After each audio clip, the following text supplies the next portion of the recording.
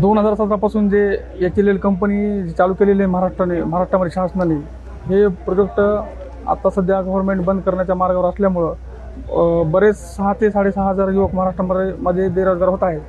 तरीही गव्हर्नमेंटने सध्या आम्हाला हा प्रोजेक्ट बंद पडल्यानंतर शासनातील दुसरी कुठली आरोग्यामध्ये सेवा असेल त्याच्यामध्ये समाविष्ट करून आमच्यावर उपास मारवळीची येऊ देऊ नये.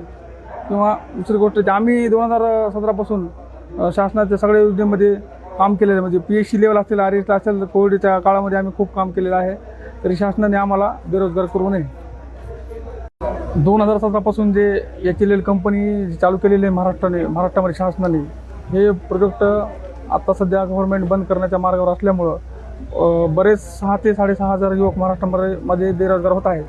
तरीही गव्हर्नमेंटने सध्या आम्हाला हा प्रोजेक्ट बंद पडल्यानंतर शासनातील दुसरी कुठली आरोग्यामध्ये सेवा असेल त्याच्यामध्ये समाविष्ट करून आमच्यावर उपास मारवळीची येऊ देऊ नये. किंवा दुसरी गोष्ट, आम्ही 2017 पासून शासनाच्या सगळ्या योजनेमध्ये काम केलेलं आहे. म्हणजे PHC लेवल असेल, RS असेल, कोविडच्या काळामध्ये आम्ही खूप काम केलेलं आहे. तरी शासनाने आम्हाला बेरोजगार करू नये.